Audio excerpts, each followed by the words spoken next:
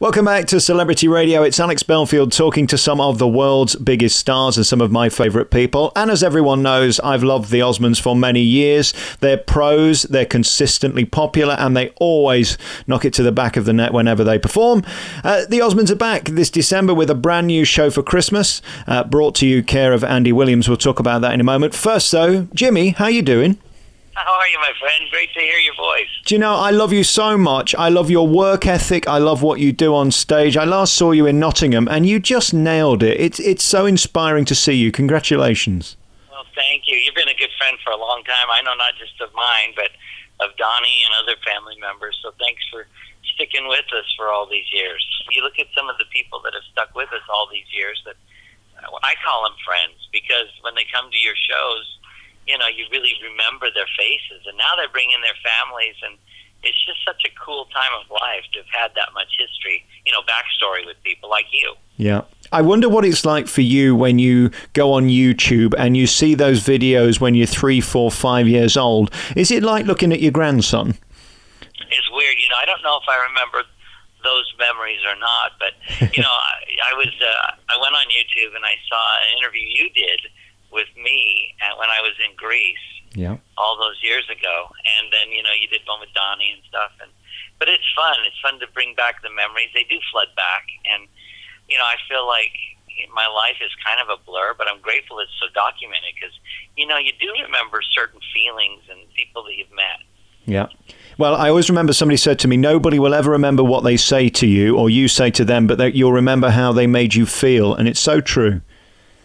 It really is, you know, that's what it's all about anyway. I mean, after all the stuff is over with, we're going to just be left with those lasting relationships and how we treated each other. You know, I think that's the key. Exactly. I was very lucky a few years ago to do the last interview with Andy Williams, and it was one of the greatest hours of my life because... I didn't know you did that. Yeah, in the UK, it was the last interview he did, and I just loved it because the stories he told about you and the stories he told about your brothers and, of course, Marie were so lovely. We'll play a bit of that in a moment. Hey, you've got to send me a copy of that. Do you still have the interview? Of course I do, yeah. I treasure it. He was such... You know, I had a radio show in America once. Yeah. And, of course, you reach out to your friends, and I reached out to Andy, and I was actually scared. I mean, here's a guy that I've known my whole life. I mean, I started performing when I was 3 on his show, you know, and he was my neighbor. Yeah. And then I was in this role of interviewing him like you do, and it was just kind of intimidating. Yeah, it is. It's always humbling when you meet somebody like that. And I always look in their eyes thinking of the people they've met and then ask myself why they're wasting their time talking to me. Yeah, but he had a great way of validating people and he did. Making them feel like the star. I mean, he did that with everyone on his shows. I've been going through some of his archival footage, you know, because I'm doing a tribute show to him at my theater, which is his old theater. Yeah. And I've been going through that, and it's really interesting, his body language and everything. He always made the person feel like a star, more so than, and it was his show. I know. And I think that takes a real talent, you know. And again, you can't buy the level of class that he had. That show was so respectable, as was he. Yeah, no, he always dressed to the nines, you know.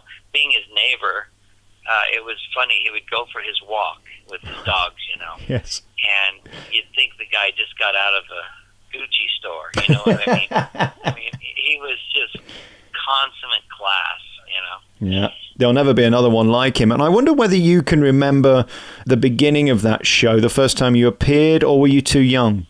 Well, like I say, I don't remember if it was just a memory of having watched it all these years. Yeah. Because it was so well documented. But I do remember impressions and little things, you know, when you're a kid. I remember going on stage on Andy Williams, and my dad would always lick his hands and try to fix my bangs. And I was more upset about that than the pressure of live TV, you know. I can't imagine what your life has been like. I've told you this before. It must be a dream in one way and almost unreal in another. You were living such an extraordinary life. Did you know for a start that you were a star growing up, or were you just one of the brothers? No, I never felt like I was anything special other than I felt like my family was special, and they made me feel of value to them as one kind of piece of the puzzle. And what was kind of neat for me, you know, growing up, when you're so enmeshed as a group, which usually explodes, boy bands usually all hate each other at the end of the success. Yeah. But in our case, it was amazing that we got along as well as we did, and it was more about the fact that I had my own success at such a young age. I was the first one to record, and just as a novelty, kind of almost a joke. And when it had success, it was kind of the best medicine for me, because I felt like I came by the success with adding to it a little bit. Even though my brothers paved the way, I felt like I carried a little bit of the weight along the way as well, which is kind of important, I think, for everybody to feel of value, Absolutely. And I wonder about the pressure. Were there ever moments where it became too much as a child and you just wish you could be anonymous? Oh, sure. But I think even children that are just going to school that are hoping that they get asked out at the prom, that is the same thing. I don't think anybody leaves this life without a fair share of pressure, of sadness, happiness. I think giving us all a fair shake at the end of this life, Indeed. You're coming back to the UK in December with the Andy Williams Christmas Spectacular, starring the Osmonds and with special guest Jimmy Cricket, who is another one of my favourite people. He's another old pro that can just do it. And he's such an iconic family jokester, it's fun. But, Andy's show, Andy well and his legacy, and you've seen his shows. So many people have done that over here, and I think they're just begging to see something that can take them back to those easier days and remember where they were when they watched him with Cookie Bear or singing one of those amazing love songs that he used to do. That's right. I don't think there'll ever be another generation of that type of legend, nor another show that's so innocent. I think that was what was great about it. There was no double entendre. There was no two levels to it. And there's so much smut around now, isn't there? Well, it's a different world. And, people always ask me, do you want your kids to get into showbiz? And I would say, I'll support them with whatever they want to do. And heaven knows they're talented enough. But it's just a different world. And going it alone, with the moral standards and what's expected of people and the shock behavior to be a star, if that's what you're after, is just too much pressure. And I'm so grateful that I always was kind of cheeky about it and never took myself serious. And otherwise, we could really be messed up. And I've had friends that have been quite successful that I wouldn't trade their lives for anything, When I last spoke to Donnie in Las Vegas just in May, I was talking to him about Michael Jackson, who, of course, the family knew so well. And again, it could have gone that way, couldn't it? Yeah, but he was great. And, they get slagged off a lot as a family, but the truth is they're a wonderful family. And they're very tender, kind-hearted people.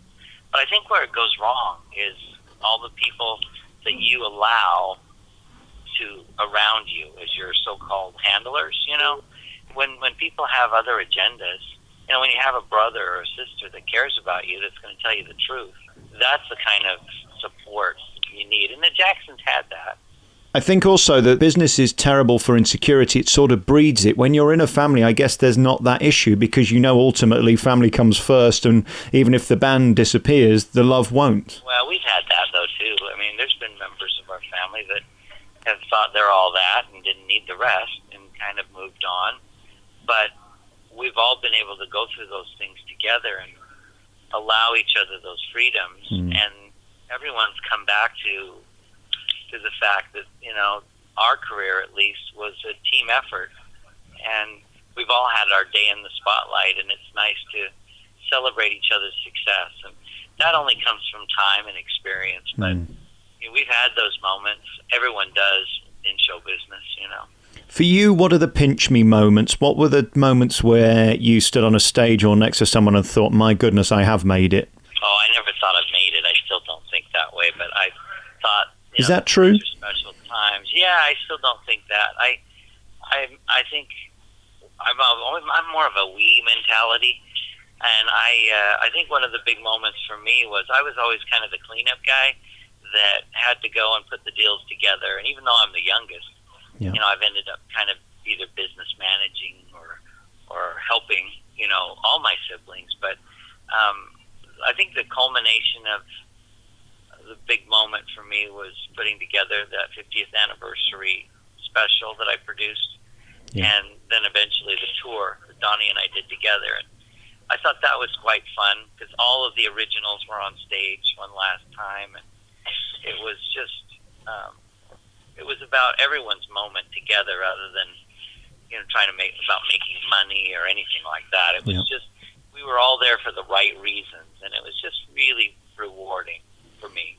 I guess your group is more of a community than a family these days. I mean, there's so many of you. Is it even possible for everybody to get together? Well, Donnie just had he was in charge of the family reunion this year. I was last year, and there was a couple hundred of us there, but it was there was a lot of hot dogs and shaved ice. But anyway, it was quite fun. I got tiger's blood, which was quite yummy. But the conversation is never about show business. It's always about real stuff. And simple stuff. It's stuff that we learned from our dad, or, hey, I'm fixing this tractor, or, just weird stuff that you'd never think entertainers would talk about. Well, I guess you've got a reality to your lives that we don't see. We see the glamour and we see the showbiz and we see the talent. You see the reality, and of course that's the difference. Yeah, well, I think everybody puts their pants on one leg at a time, and I think it's quite fun to just get real and to own it and just say, hey, come on. After the tragedy of 9/11, I interviewed the Duchess of York, Sarah Ferguson, and we were talking about this, and she said, ultimately, we all have to wipe our bottoms at the end of the day. And I thought, you make a very good point. That's a good way to put it. You make a very, very good point. We look at your life now, and as I say, I've seen you in everything from pantomime to Grease to your own rock concerts, which are just so much fun. What do you enjoy doing the most? Are the pantos fun? I know they're hard work. Well, it's not hard work for me. I mean, I grew up doing 2 shows a day in Vegas, Right. So it's just what we did. I actually love it. And again, pantomimes or plays, it's all, you're still feeling like a team, like I grew up doing, just adding your piece in there. And I like it all.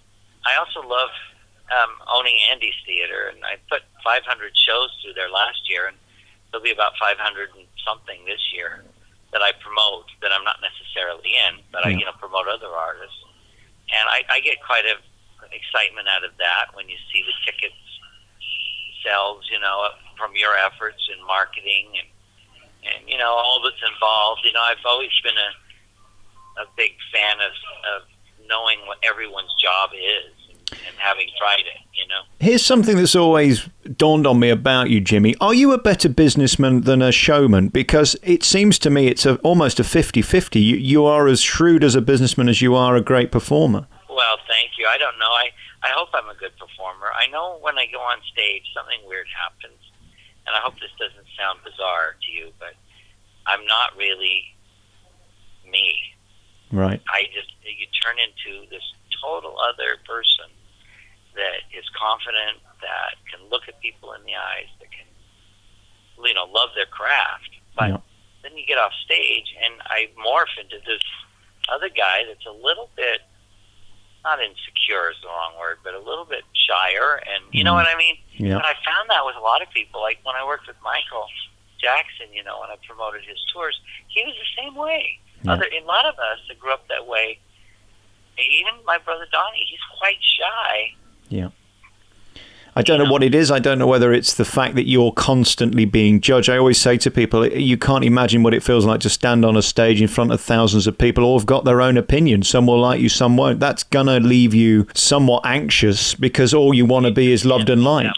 You just have got to be your own best friend and just lie to yourself that you're even going to be doing an arena show. And when you walk out there and there's 30,000 people, you just have to almost pretend that's not happening because it's so overwhelming.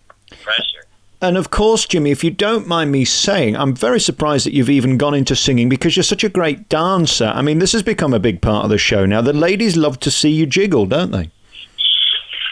I jiggle, that's for sure. No, that was the wrong word. I didn't mean jiggle. I meant ballet. Ballet. Yes, maybe a ballet. Oh, yeah, well, I'm a bit funny that way. Yeah, like I told you, I turned into a different guy. But, we've had to do everything from... I was a vaudevillian, we grew up tap dancing, and we grew up doing all kinds of bizarre things and playing every kind of instrument. And so, you know, you kind of, when you're in an awkward moment, what else are you going to do but do a ballet dance, you know, and laugh at it, you know. Where I produced an ice show, and I put spikes in our feet, right. and we had these skaters, pair skaters, do this swing her around where Yes. her head almost hit. Right. Well, she hit, and they're on the stage and just totally wiped out. And I didn't know what to do. The audience is just mortified.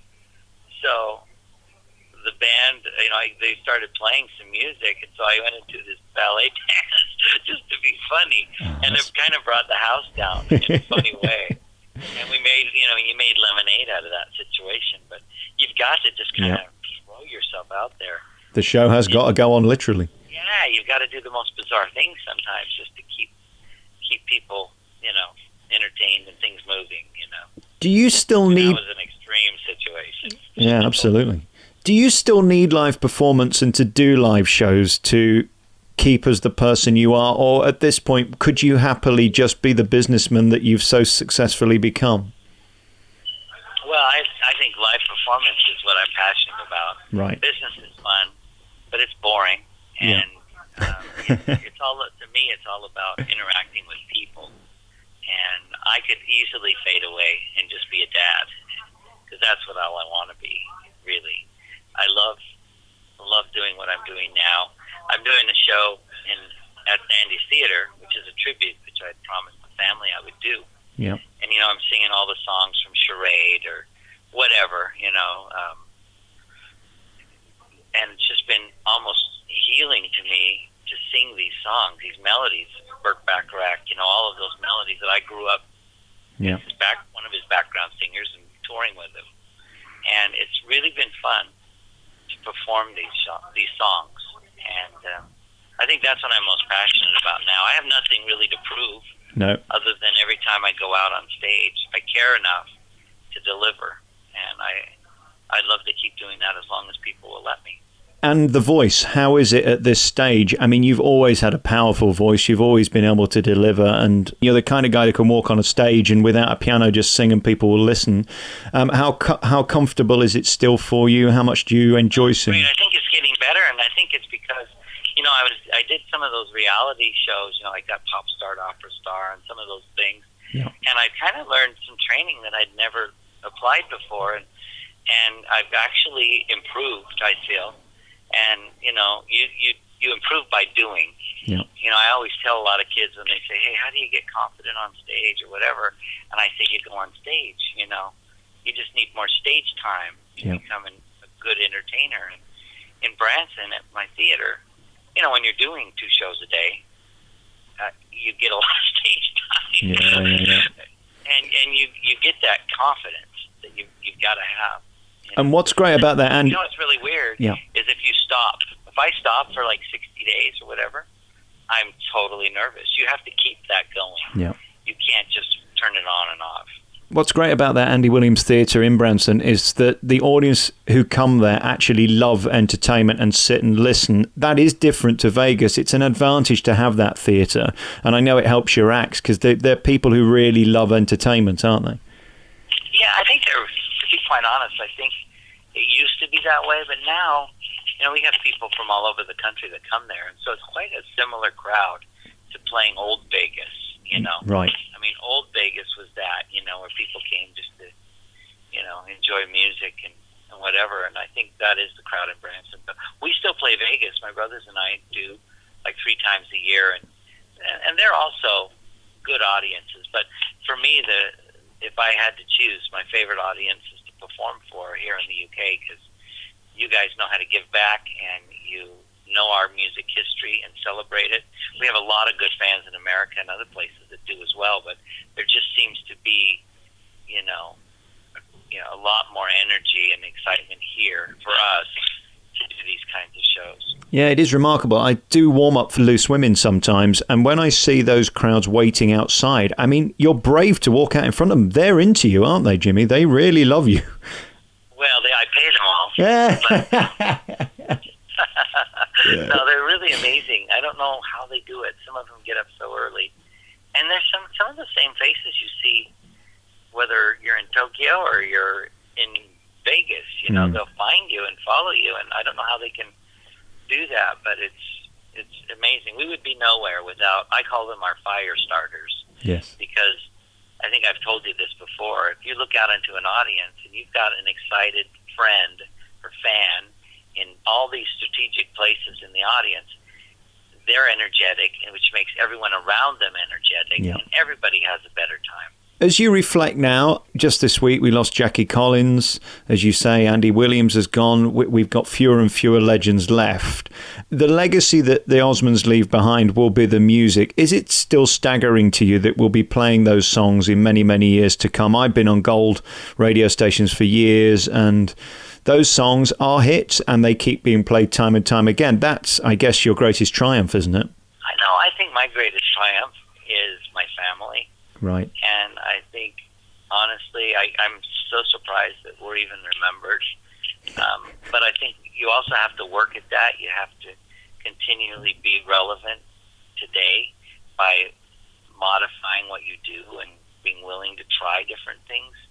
But I'm grateful that our history is lasted as long as it has. The rock press has never been kind to us, but we don't fit in any mold. If you really, to be fair, we're this Christian family that had sold 100 million records. I mean, they can't fault that, but our behavior, is we love each other, and we don't have any crazy fiascos that have happened in our lives, knock on wood. But we just don't fit in, pigeonholed in any mold. You know what I mean? But you know what I love about that is if you're popular, if you're in pop music, that means one day you'll not be popular. If you're fashionable, one day you'll go out of fashion. By just being talented and being there, you've lasted the test of time, and nobody can take that away from you.